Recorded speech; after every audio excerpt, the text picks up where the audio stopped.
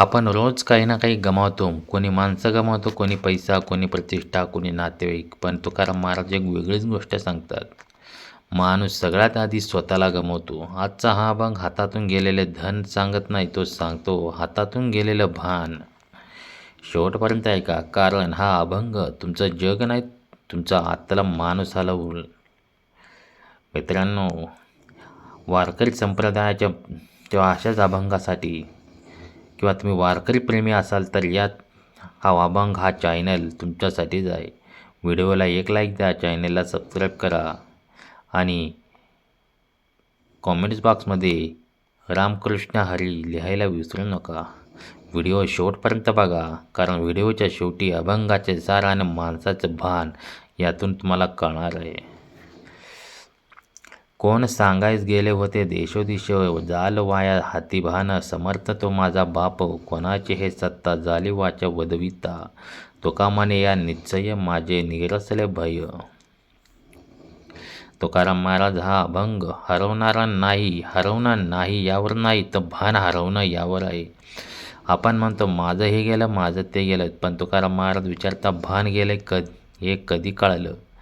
अभंग म्हणजे माणसाच्या भ्रमावरचा घाव, अस्थिर मनावरचा औषध, भीतीवरचा वार. कोणा सांगायचं, इथे कोण हा शब्द फार महत्त्वाचा आहे. तुकाराम महाराज सांगतात, तुकाराम महाराज विचारतात हे सांगणार तरी कोण. कारण जो भ्रमात आहे तो स्वतःचे सुख पाहू शकत नाही. माणूस संकटात असताना नाही, तर सत्ता, यश, ज्ञान, पैसा मिळाल्यावर सगळ्यात जास्त भ्रमात होतो. गेले होतं देशोदिश म्हणजे सगळ्या दिशा. तुकाराम महाराज म्हणतात माझं भान सगळीकडे पसरून गेलं. आज आपण काय करतो? मन मोबाईलमध्ये, भान लोकांच्या मतात, आत्मा अपेक्षांमध्ये, शांतता उद्याच्या आशेत. माणूस सगळीकडे असतो, फक्त स्वतःमध्ये नसतो.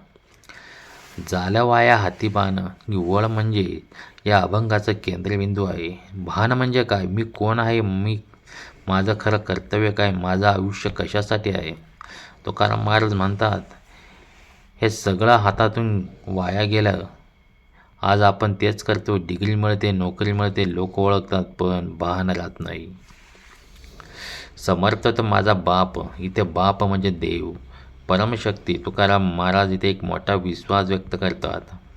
माझं भान गेला असलं तरी माझा बाप समर्थ आहे, म्हणजेच देव इथे समर्थ आहे. ही ओळ म्हणजे आशेचा कळस आहे. माणूस हरवतो पण देव हरवत नाही. कोणाचीही सत्ता हा प्रश्न खोल आहे. तुकाराम महाराज विचारतात सत्ता कोणाची आहे? चालवतो कोण? निर्णय घेतं कोण? आपण म्हणतो मी ठरवलं, मी केलं. तुकाराम महाराज म्हणतात हा भ्रम आहे. झाली वाचा वदविता, इथे वाचा म्हणजे शब्द. तुकाराम महाराज सांगतात आपली जीभसुद्धा आपल्या ताब्यात नाही. आपण किती वेळा बोलतो?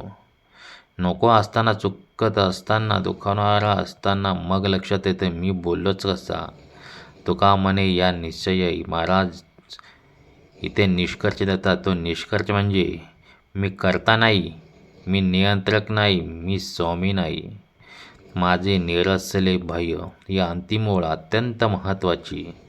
तुकाराम महाराज म्हणतात हे कळल्यावर माझी भीती निघून गेली. भीती का असते? कारण आपल्याला वाटतं मी सगळं सांभाळतो, जबाबदारी आपल्यावर आहे असा भ्रम होतो किंवा असतं. हा जेव्हा कळतं मी नाही तो आहे हे, तेव्हा भीती संपत असते.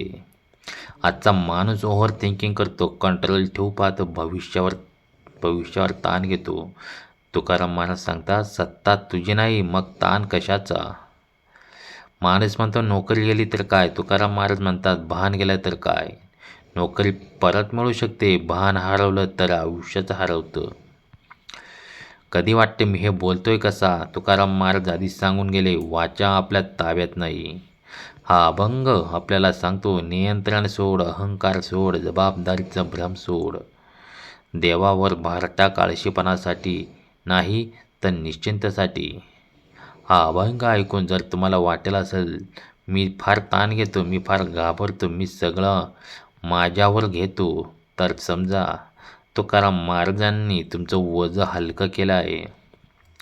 हा अभंग तुमच्या मनाला भिडला असेल तर व्हिडिओ लाईक करा, चॅनल सबस्क्राईब करा आणि कॉमेंट्समध्ये लिहा माझा बाप म्हणजे देव इथे समर्थ आहे.